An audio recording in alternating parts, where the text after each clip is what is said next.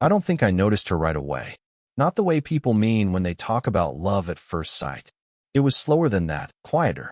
More like the way you realize a song's been playing in the background, and suddenly you're humming along before you even know the words. It started in the most ordinary place, the laundromat down the street from my apartment. A Thursday afternoon, too hot outside for mid-March, the kind of heat that makes the glass doors sweat. I'd thrown my clothes in a machine and sat there with my coffee, scrolling, when she walked in carrying a basket. At first, I only half-registered her.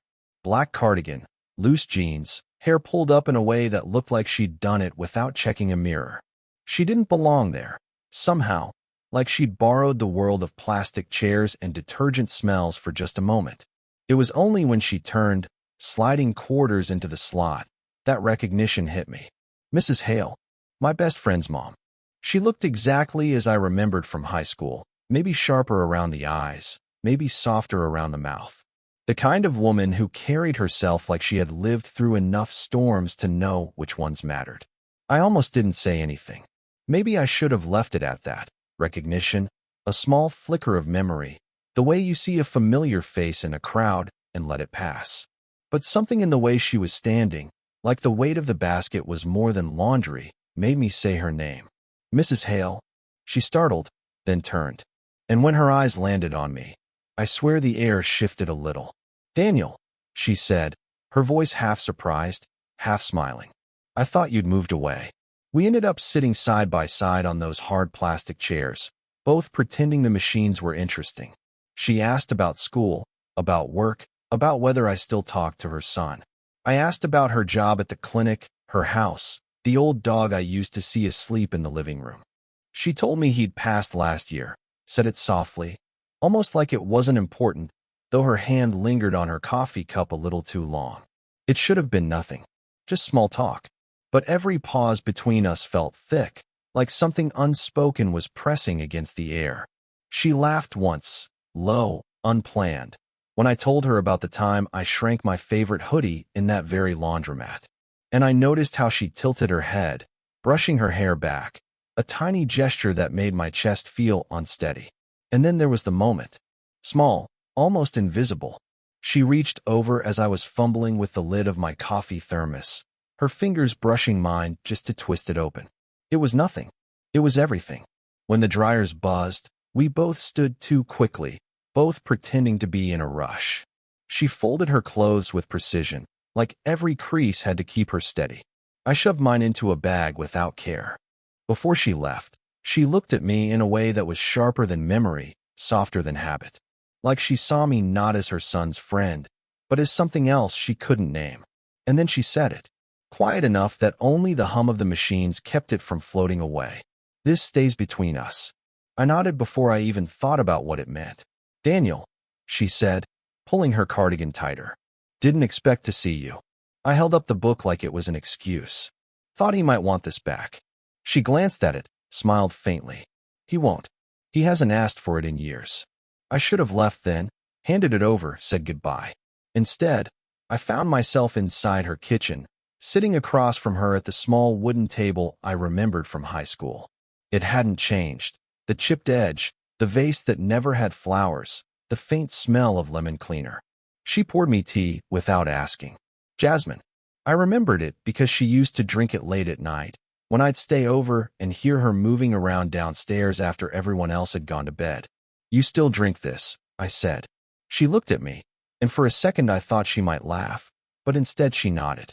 Some habits survive divorce. Most don't. There it was. A small truth slipped into the air, casual and heavy at the same time. I didn't know what to say, so I sipped the tea, too hot against my tongue, pretending it was just normal conversation. She leaned back, studying me. You grew up.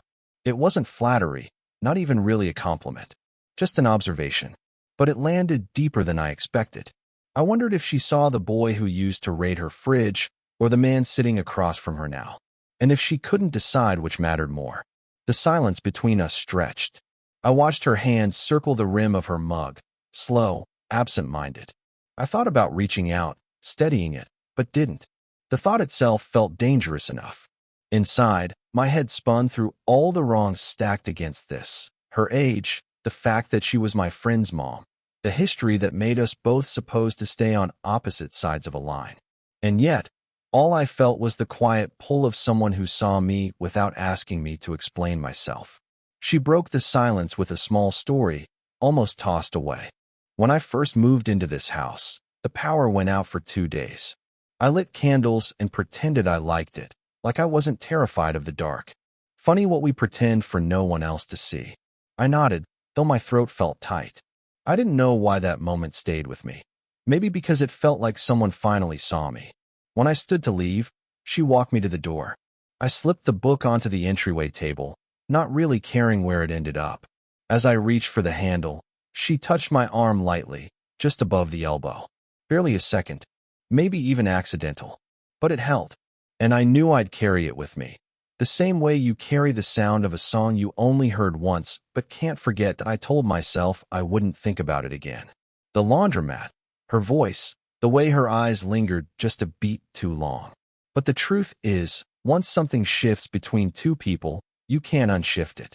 It sits there, quietly, like a loose thread you can't stop touching. A week later, I ran into her again. This time not by accident.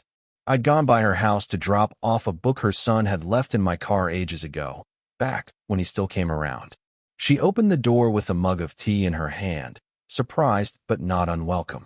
"Daniel," she said, pulling her cardigan tighter. "Didn't expect to see you." I held up the book like it was an excuse. "Thought he might want this back." She glanced at it, smiled faintly. "He won't. He hasn't asked for it in years." I should have left then, handed it over, said goodbye.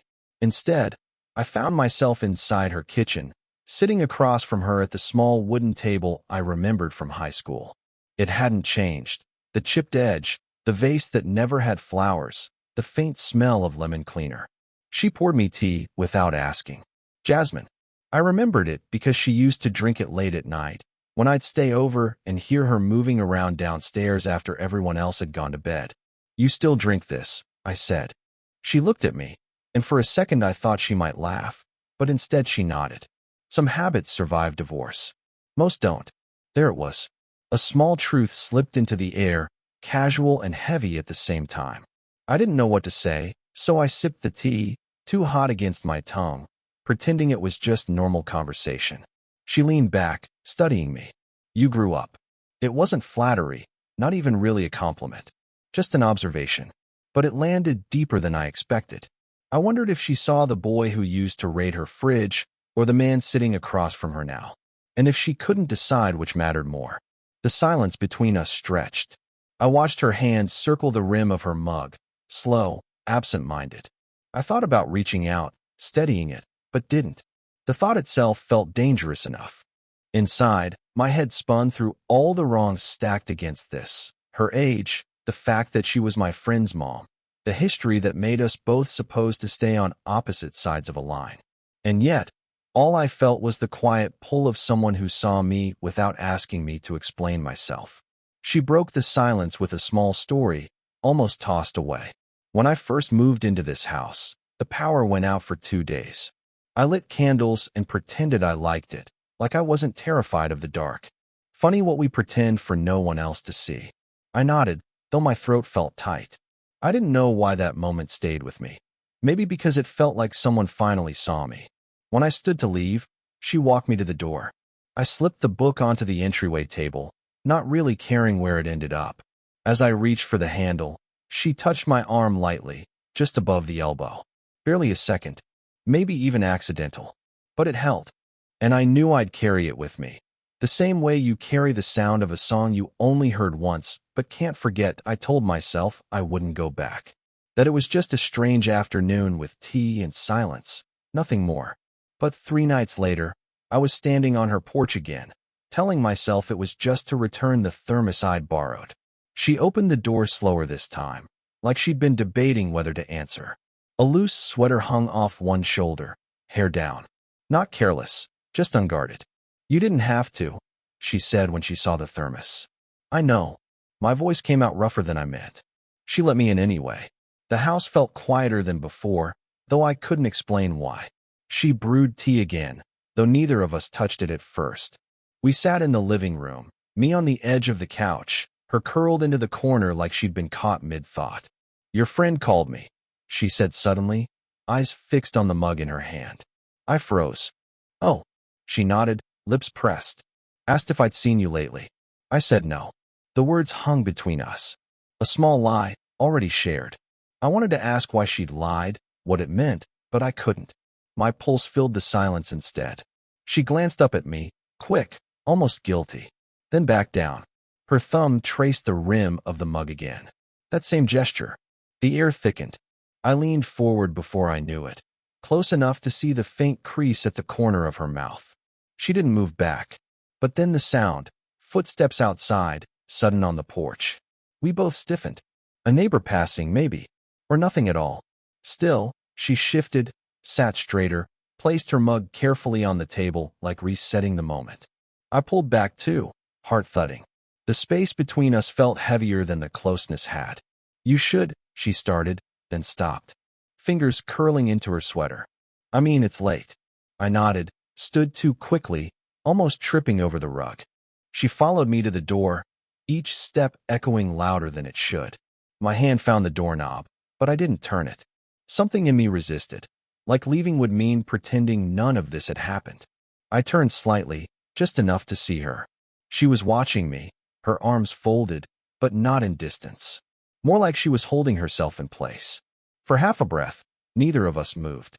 The space between felt sharp, electric, like we'd already crossed some invisible line without touching at all. Her lips parted.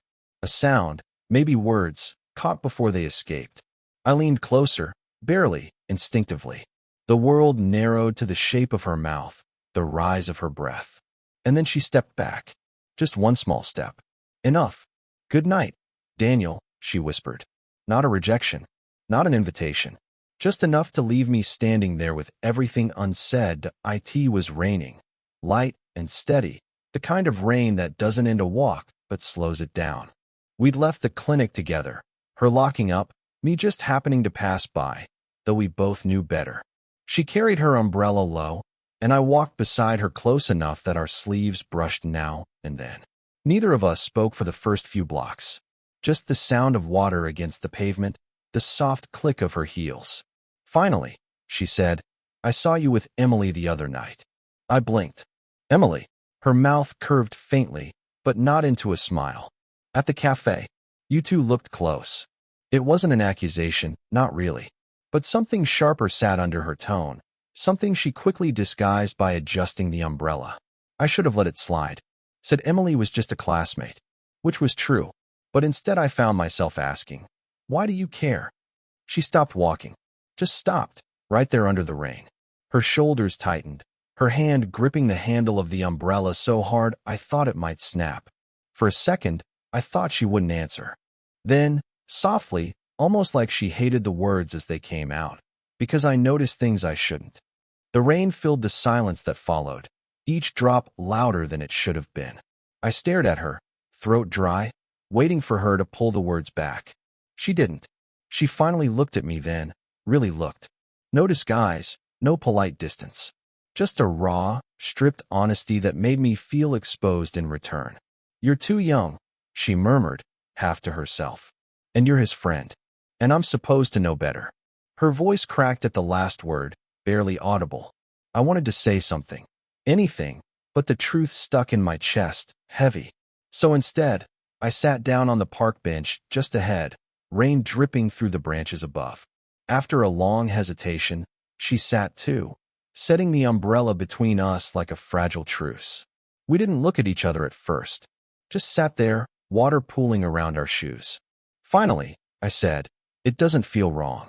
"Not to me." Her breath caught, sharp in the quiet. She turned then, eyes searching mine, as if waiting for me to laugh, to take it back. When I didn't, she exhaled, slow, like she'd been holding it in for years. Her hand shifted on the bench, close enough that I could feel the warmth of it radiating. If I moved half an inch, we'd be touching. But I didn't move. And neither did she. "Daniel," she whispered, my name a warning and a plea at once. The question hung there, unspoken but louder than any confession. What are we about to do? The rain stopped, but we didn't. Not really. Something between us had tilted that night on the bench, and though we hadn't touched, it felt as if we had. 4 days after, I carried the weight of it around like a stone in my pocket. Heavy, but also grounding. I expected to see her again, at the clinic, passing on the street, maybe even at the laundromat. But she wasn't there. The first day, I thought it was chance. The second, bad timing. By the end of the week, I knew it was deliberate. I sent one text. Simple, hey, how are you? No reply. I drafted another, half a dozen times. Deleted them all before they left the screen. Too much, too little, too transparent. When I finally saw her, it wasn't where I expected. She was at the grocery store, walking the aisles with her cart, looking different, guarded. She spotted me before I could decide whether to wave. And in that flicker of recognition, she smiled. Polite, as if we hadn't sat under rain-soaked branches, our words trembling too close to a confession. I followed her down one aisle, heart hammering. She picked up tea, jasmine, the same brand I knew she kept in her cupboard. Then she reached for another box I hadn't seen before. Chamomile. It felt stupid, how much that small change stung. I almost said her name. Almost. But she turned the cart sharply at the end of the aisle, moving away, and the moment folded back into silence. Later, I found out, through my friend, casually dropped into conversation, that her ex had been calling again. Trying to patch things up, he said, rolling his eyes. She won't, obviously. He shrugged it off, but the words didn't shrug off me. Patch things up. I imagined her late at night, phone pressed to her ear, listening even if she didn't answer. I imagined her standing at the window, chamomile steeping, pretending not to hear the echo of old promises. The thought burned more than I wanted to admit. I walked by her house once. Just once. Lights on in the living room, shadow moving across the window. I almost knocked. My fist hovered, knuckles tense, before I shoved it back into my pocket. Instead, I went home and opened my phone. Wrote the words I couldn't say. I don't care about the rules. Just tell me if I'm wrong about this, about us. I stared at the message until my vision blurred. Then I hit delete. I didn't feel heartbroken. I felt paused. Like life forgot to finish the sentence. The screen went dark in my hand, and the silence felt louder than anything she could have said. That IT happened on a Thursday night, weeks after the silence had stretched too thin. I wasn't planning on it. I'd been walking home, cold air sharp against my throat, when I saw her porch light on. Something in me, reckless or just tired of holding back, made me stop. I stood there too long before knocking. Long enough that I almost convinced myself to keep walking. But the door opened, and there she was. She didn't look surprised, just tired. Sweater sleeves pushed to her elbows, hair loose around her face. She leaned against the frame, waiting. Daniel, she said softly, as though saying my name alone was dangerous. I swallowed. I didn't mean to, you did. No accusation, just truth. The silence stretched. I stepped inside because she didn't tell me not to. The house smelled faintly of chamomile, and the kitchen light was warm, almost too warm. We sat at the table like we had before, except this time there was no tea. Just empty mugs between us, untouched. She folded her hands, then unfolded them, her eyes fixed on the grain of the wood. You shouldn't be here. I know. And yet, she finally looked at me, the corners of her mouth tightening. You are. I nodded, because there was nothing else to do. My chest felt tight, like every unspoken word was pressing against my ribs. I can't, she started, then stopped. She closed her eyes, breathed in deep. I don't know what you want from me. The words cut sharper than she meant them to. Maybe because I didn't know either, not fully. But I heard myself say, I just want you to stop pretending you don't feel it too. The air between us stilled. Her hands trembled slightly, and she pressed them flat against the table to hide it. You're too young, she whispered. And I'm supposed to know better. I don't care, I said, too fast, too rough. When I'm around you, it doesn't feel wrong. It feels like I'm seen. Her eyes flickered, caught between anger and relief. She leaned back, as if distance could save her from what she'd already admitted. And if you regret it later? I won't. My voice cracked, but I meant it. For a long time, neither of us moved. The refrigerator hummed.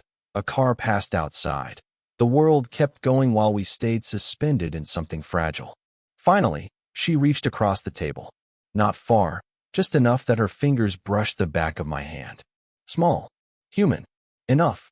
Her lips parted like she wanted to say something, but all she gave me was a faint, uneven smile. Okay, she whispered. And that was it. Not a declaration, not a promise. Just a quiet surrender to what was already there. It didn't happen all at once. No rushing, no sudden transformation. Just small adjustments, like furniture moved a few inches at a time until the whole room feels different. Some mornings, I'd see her in the kitchen at 8:47 a.m., pouring tea into her favorite chipped mug, while I drank my black coffee on the other side of the table. We didn't fill the air with chatter. Sometimes silence was enough. Other days, I'd walk her home from the clinic, carrying her bag even when she told me not to. We'd pass the same park bench, the one where the rain had caught us weeks before. We never sat there again, but each glance at it carried something only we understood. She kept jasmine tea in the cupboard, but chamomile too. She brewed both now, switching depending on the day. Once, she asked if I wanted to try the chamomile. I said no, that I liked the jasmine better, and she laughed, quiet, genuine, almost like relief. It wasn't perfect. My friend still called sometimes, asking if I'd been by, and I'd dodge the question. She still had nights where she'd go quiet, staring too long at the phone like it might ring. I never pressed, but there were changes, small ones. She let me fix the wobbly table leg in her kitchen. I left my hoodie draped over the back of her chair, and she didn't move it. She started keeping an extra thermos on the counter, always rinsed, always ready. Once, when I came by after class, I found her folding laundry in the living room. She handed me a shirt without asking, and we folded side by side in silence. The sound of fabric snapping flat felt more intimate than any kiss. We didn't say love. We didn't need to. It showed in the way she brushed lint from my sleeve before I left for work. In the way I always set her mug on the right side of the table because I knew she liked it there. One evening, she sat across from me, candle flickering between us. She rested her chin on her hand, studying me the way she had that first day in the laundromat. You hum when you're distracted, she said suddenly. I blinked. What? You've always done it. Even as a kid. You'd be looking at your phone or raiding the fridge, and you'd hum without realizing. I don't know why, but she trailed off, smiling faintly. It stayed with me. Her words settled between us, soft and certain. The kind of truth you don't dress up, because it's already enough. And in that moment, I understood. Whatever this was, whatever name it did or didn't need, it wasn't fleeting. It was woven into the small things, the things no one else would notice, the things only we would.